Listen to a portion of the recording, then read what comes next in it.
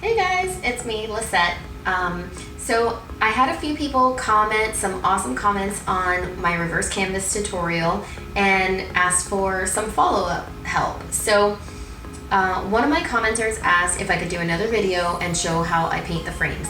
So I decided to do just that. I use these, this is the 8x8 Artist Loft Canvas. I happened to buy these on sale at Michael's. They were like 70% off. So I always just grab a bunch of these when they're on sale, and it's a great deal. So I peel off the canvas, I take out the staples, and I wanted to give you guys another tip. Again, I did say this in my last video, but please, please, please, I have seen a million reverse canvas tutorials on YouTube, and none of them have yet shown my magic tool, which is the heavy duty staple remover. This thing costs like $3.99 at Home Depot, and this will save you so much headache because I see people cutting staples with pliers, and I see them using like some kind of jewelry nippers. And this heavy duty staple remover will take out almost the whole staple without having to even go through any extra effort. I mean, you're already putting some elbow grease into it, so this will really save you time. Get one. It is like $3. It is so worth it. I'll put another link in this video. So please get that. Don't try to use a screwdriver or a butter knife or all these other things. You're gonna hurt yourself. Use a staple remover.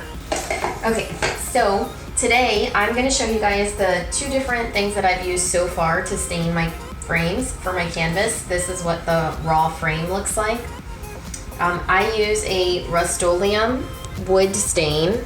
This color is Briar Smoke. A lot of people like this color. It's like a grayish brown, and I'll put a link if you'd like to get it. That's a popsicle stick in there that I just used to stir it up because it does separate, so you want to make sure you stir it.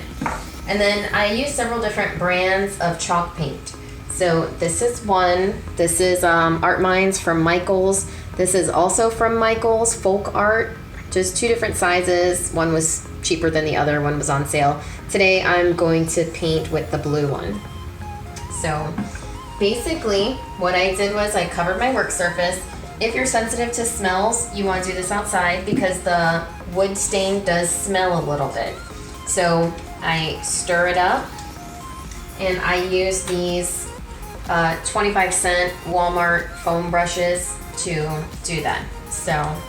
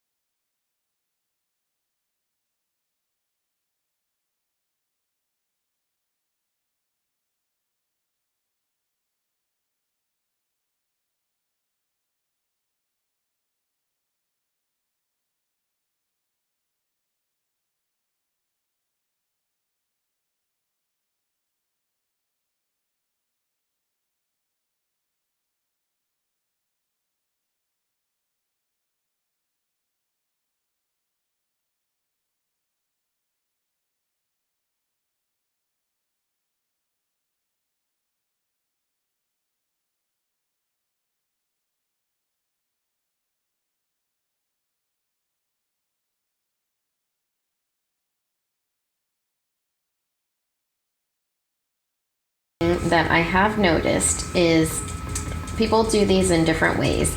And you might see inside here, there are some holes. Some people do go in there with some wood filler and they fill those holes.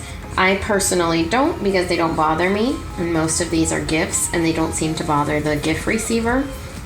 But you can certainly do that if that's the little hole box.